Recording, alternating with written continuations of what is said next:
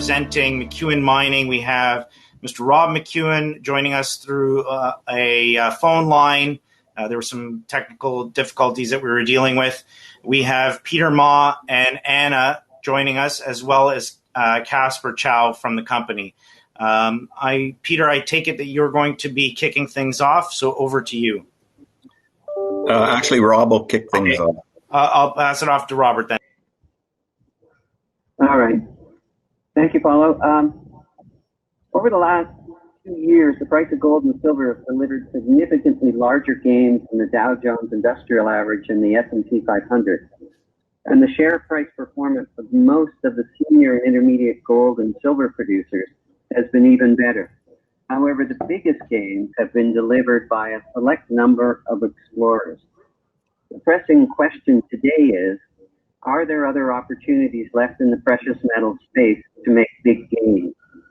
I believe the answer is a resounding yes. Over my career, I have enjoyed much success investing in unpopular stories. These companies are ignored because the precious metal sector is out of favor, their market capitalization is considered too small, or they're distressed situations due to one or more reasons, such as a weak balance sheet, poor operating results, and more. I like to invest in companies where most investors view it as a lost cause, and at a time when I perceive a positive shift in market sentiment and in the company's exploration and operating results. I like this because these situations can deliver very large gains. Today, I, along with Peter and Anna, are going to talk to you about a special situation that we believe has the potential to deliver large capital gains without a big move in the price of gold. This is our company, McEwen Mining, symbol MUX on the New York and Toronto Stock Exchanges. This slide, which shows the relative performance of the GDX versus McEwen Mining. Casper, could you go to slide 3, please?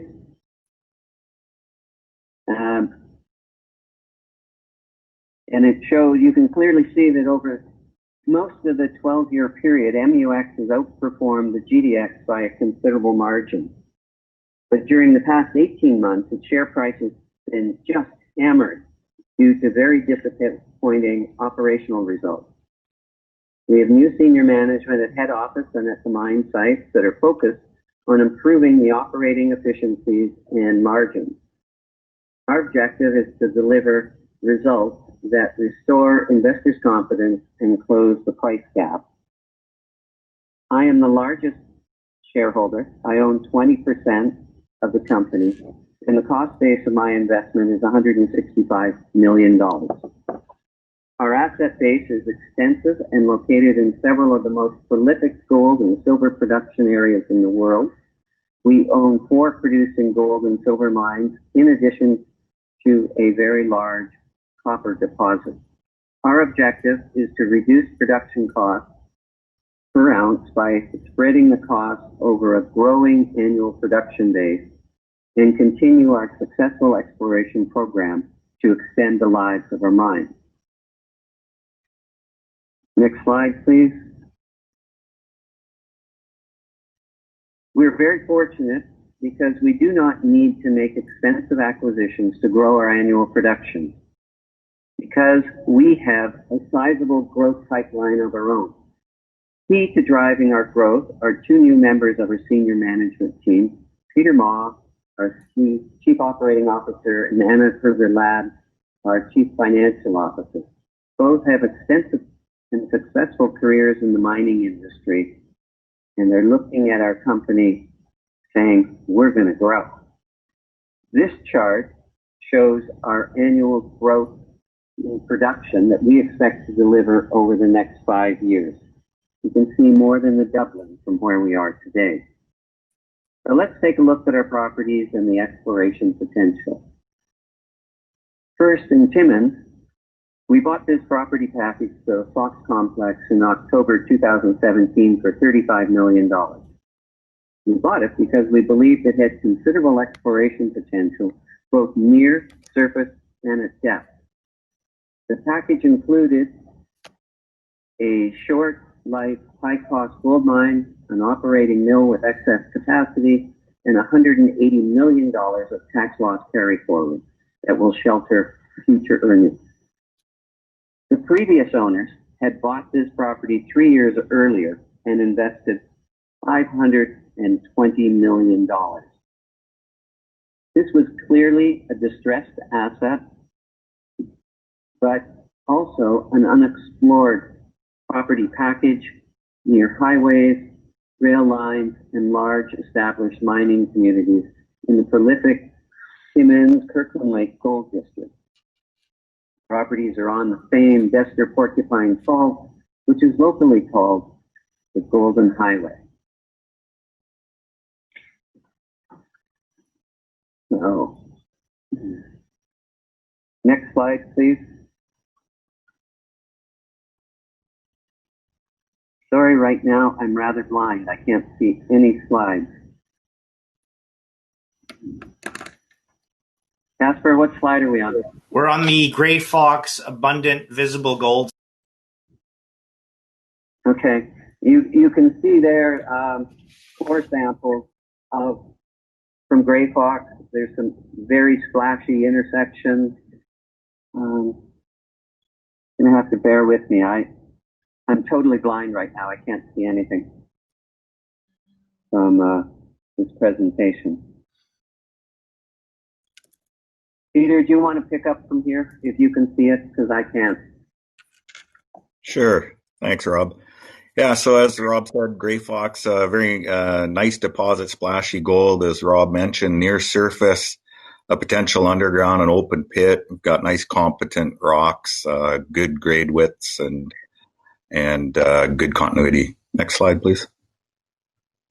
This slide shows, I like this slide. It shows a lot of the drill holes here. We have 888,000 ounces of indicated at 7.05 grams per ton gold, and an inferred that brings it up just over 1 million ounces. It's a large mineralized system, as you can see, structurally controlled. There's structures that go northwest, and then the new structures that our team found that trend to the northeast, you can see in that kind of red ellipse, has helped us find more resources and our recent upgrading of resources. There's 6 distinct mineralizations, and as well shown here, I'll speak to it later, is the exciting new Whiskey Jack discovery. Next slide. This is an example of the core of the Whiskey Jack. Good grades, 53 grams per ton over 7.4 meters. We have a drill active there right now. Actually, we have 14 holes completed, so it's a little more than shown here. 7 of those have visible gold, and we released some of those results with our Q3 results. So exciting high-grade intercepts continuing there and extending to depth. Next slide. Busy slide, but this is Stock West. It's where our flow-through funding, a primary part of our drill efforts, are focused here. We raised just over 10 million US recently. We have 3 drills turning here on the Stock West property, shown on the left of the screen in the ellipse there. We're targeting trying to identify a resource there and a business case to advance this property. The other ellipse is shown in the middle there. You see Stock Mine. It's an old shaft that goes down to 300 meter level. There's an ellipse underneath that, those workings there. That's another target area we call Stock Main. And then that ellipse sort of lower than that, Stock Deep and Connector. So we're going to be really focused on our programs here on Stock West, Stock Main, and the Connector Zone. Stock East is also a very interesting deposit. We released previously a resource on that, open pit resource of north of 100,000 ounces in an open pit. You can see some very nice high-grade intersections there, 63.6 grams per ton over 6.2 meters. We believe there's some high-grade chutes in there, and that will require some follow-up drilling, but not the focus of this upcoming program. Next slide. Really nice, fantastic intersections here. 5.6 grams per ton over 30 meters. Another very wide, strongly mineralized intersection, as you can see, as well as good ground. So this area we're thinking is going to turn into potentially a nice, highly productive, mechanized mining area for us, and hence why we're focusing a lot of drilling around Stock West. Next slide. On to operational challenges. So our teams in Canada, the United States, and Mexico are closing the gap on challenges and solutions. At Black Fox, the company invested in more development and definition drilling to improve the ore delivery, and significant cost-cutting measures have been implemented across the board. Work continues on improving efficiencies, and the new Froome deposit is expected to bridge gold production, while the Fox complex expansion progresses to unlock value in the district. At Gold Bar, the ramp-up has gone well, and production is progressing steadily upwards as waste stripping continues to advance ore release. Operational efficiencies and addition of near-mine potential ore sources are expected to have a positive impact on the performance and life of mine. And finally, at El Gallo, the mine continues to deliver cash flow from residual leaching, supplemented with some small-scale mining, while the Phoenix Gold-Silver project feasibility study nears completion, upcoming here in Q4 2020. Phase 1 of the project is the gold project. It's permitted and for in-pit tailings disposal, and the company is looking at more capital-effective options to build Phase 1. Next slide, please. This slide shows our Fox complex conceptual expansion strategy. A preliminary economic analysis is underway for the expansion. It targets 100 to 150,000 ounces per year. The PEA results are expected to be released in Q4. It consists of 4 deposits totaling nearly 3 million ounces of measured and indicated gold resources from the Black Fox mine, Froome, Grey Fox, Stock, and the Timmins properties. The development strategy includes several steps to increase gold production and life of mine. Firstly, improve operations at Black Fox, which you heard Rob speak about, and develop towards and transition the Froome to production by the second half of 2021. And third, fast track the Fox and Stock properties, which you heard me speak about earlier. Next slide. This is just a summary of the expansion objectives. Increasing production, extending mine life to 10 years. We want a longer runway to make better decisions and help drive our capital investment and operating costs even lower. We're going to take advantage of centralized ore processing and support services. The Stock mill and mine is the central area for processing tailings disposal. Working all those synergies, we expect cash costs to come in line around $800 an ounce and an all-in sustaining of somewhere around $1,050 an ounce. With all that said, we're also looking with these projects for near-term production growth by 2022. Next slide. This is just an update on the Froome. We're about halfway there. You can see the red dot. It's a very important part of our expansion strategy since it will provide low-cost gold production while the rest of the Fox complex pipeline can be advanced. It has several advantages compared to Black Fox with the improved productivity. It's a shallower deposit. The mineralization is disseminated, consistent grade and continuities. All this will lend to larger stopes and, as I mentioned, more efficient mining. Stopes mining widths range between 15 and 40 meters, so a really nice deposit. Yeah. Next slide. This slide here's a picture of core from the Froome deposit, showing a continuous intersection of consistent gold mineralization. The mineralization style is different than Black Fox, lending to more efficient, lower-cost mining, as mentioned. And the low amount of fractures I just wanted to point out is a good indicator of favorable ground conditions and conditions for better grade control. Next slide.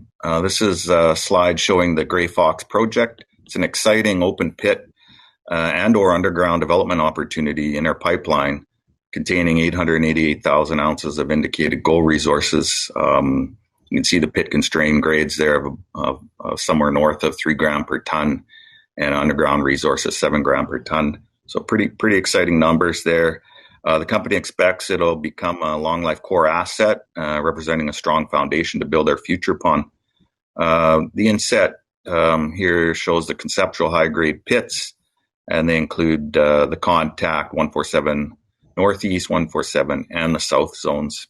Whiskey Jack is shown in the north there, north of the contact pit, and also shown on the left of the inset is the Gibson portal and some underground, historical underground workings.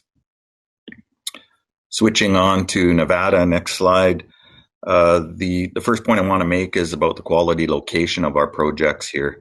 In Nevada, Gold Bar is located along the Cortez Trend, southeast of Barrick's large gold mines, and on trend of recent discoveries such as Gold Rush and 4 Mile. Gold Bar has many similar characteristics to the Carlin gold mineralized systems, including a very large mineralized footprint of about 12 by 6 kilometers, the right host rock, alteration of mineralization, and a favorable structural setting. The property remains underexplored, and multiple quality targets near surface and depth. Next slide, just looking at the property scale, we control a district-sized land package of 95 square kilometers, 95 square miles, and 246 square kilometers. It's a very strategic land position, as mentioned, a very favorable geologic setting. There are 3 main target categories near mine, shown in red here, extensions of the existing Gold Bar and Gold Bar South deposits. In blue are property scale targets, and deep targets where only 3 holes have been drilled to test the lower stratigraphy for potential high-grade sulfide deposits, as seen north in the Barrick properties. The new state for Gold Bar operations looking very different than the historical challenges experienced since construction. Our team remains laser focused on the turnaround, ramp up, and improvements to operations while looking ahead to potential growth opportunities mentioned on the previous slide. A reserve and feasibility study update for Gold Bar is targeted in Q4 this year. We will also provide production and cost guidance at the end of Q4. That concludes our update on Gold Bar, and I'll hand the presentation back to Rob for an update on Argentina.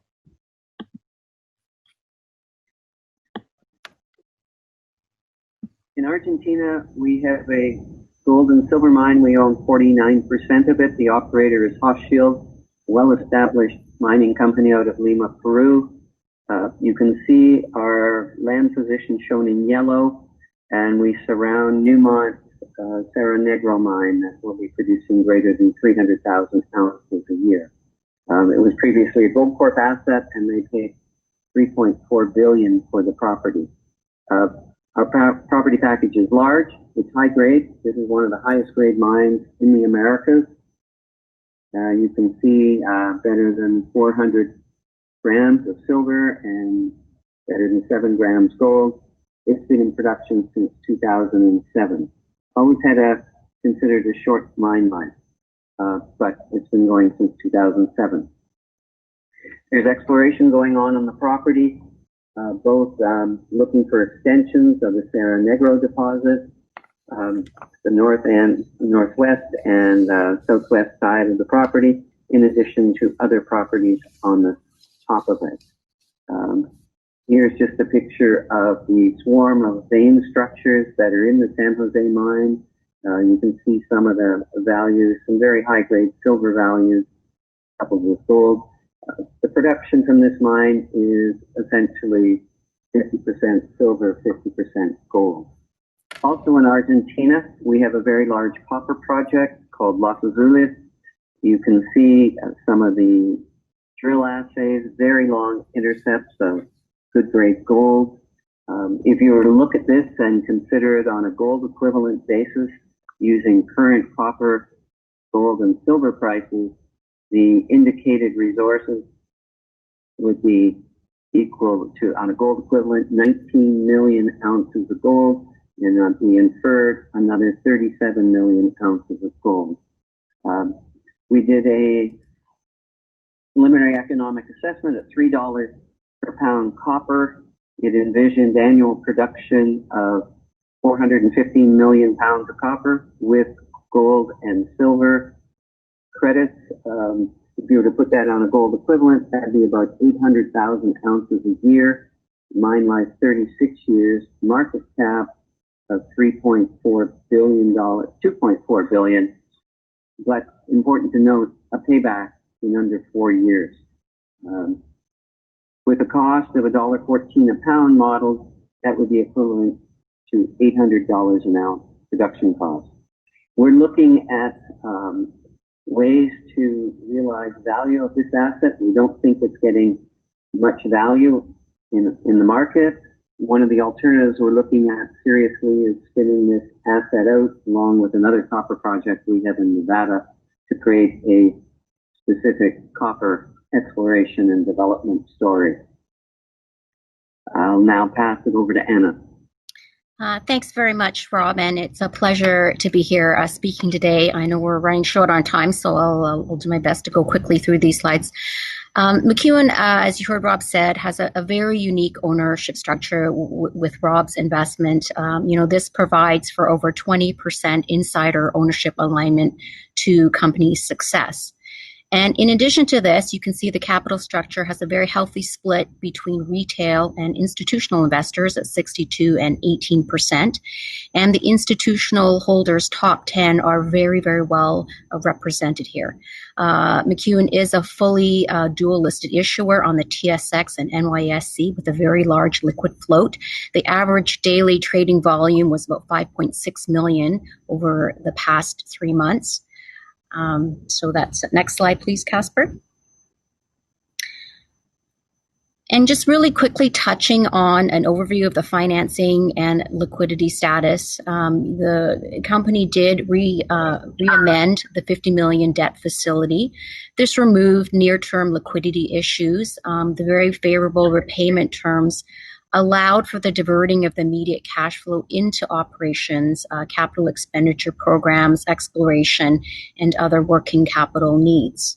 In addition to that, $10.4 million in flow-through financing was closed in September. This will further fund exploration programs at the Fox Complex and very much aligns to the strategic growth plans that Peter spoke about earlier. And lastly, and one of the key areas of my focus is really looking at managing operating margins. And this is, really has to be a focus on a review of capital expenditures, looking at material contracts in the company, and looking towards procurement synergies we often find in multiple mining operations, and just a continued focus on cost discipline, as we heard a lot of great things happening to close the gap at the operation when it comes to managing the operating margins. I'll now turn it back over to Rob for closing remarks. Thank you, Anna. Near-term catalysts you might want to watch for, improving operational performance and profit margins, where we're driving down our costs. Our organic growth pipeline will be delivering technical reports in the fourth quarter for both the Fox Complex down in Mexico at our Phoenix operation and Gold Bar and South and Pick reserve and feasibility update. All the while, we'll also be doing exploration in Timmins, particularly at Grey Fox and Stock, and the news will be forthcoming on that. So thank you very much for your time, interest. We're focused on closing the gap that has been created in the last 18 months and regaining the position where we were trading at a premium to the GDX index. Thank you, Rob. Thank you, Peter. Thank you, Anna and Casper, for the presentation. We are a little bit over time, but I'm going to reference a couple of the questions on hand. So I invite anybody that had questions to stay on to get their answers. So the first one's from Bill Powers. Can you discuss plans for Tonkin? Peter, do you want to address that? Sure. Thanks, Bill. Very good question. Tonkin's another very large property, strategically located along the Cortez Trend. Right now, we're focusing on looking at the Tonkin oxides. There was a resource previously published on the Rooster oxides. We're busy evaluating that. Do we bring it back to Gobar, or do we set up some processing over there? So more look to see more results on that in the coming couple quarters, and then the evaluation there. But I like that project, and we're going to try and bring it into our planning inventory. There's a number of questions from Stephanie. I've tried to answer a few of them from referencing your presentation. A couple of them are a little bit more complex, which would probably require actually a direct call with the company. So, Stephanie, I would encourage you to reach out to the team over at the company. But the one that I will reference here that's a little bit simpler to address is they had a question with regards to gray fox and strip ratio there. Again, I'll ask Peter. Yeah, we're as you heard, we're in the middle of the PEA, and strip ratios are something that we'll be evaluating, through that process. So nothing to disclose there. Typical Canadian Northern Shield strip ratios are high in these types of deposits, but we have high grades there, as you can see, with the 3 gram north of 3 grams. But look to see some updates on that toward the end of Q4. Excellent. Rob, Peter, Anna, Casper, thank you so much for your time. Rob, apologies for the technical difficulties at the beginning, but I think it came off wonderfully. Thanks so much. Really appreciate it. Thank you, Paulo. Thank you, Red Cloud. Thank you.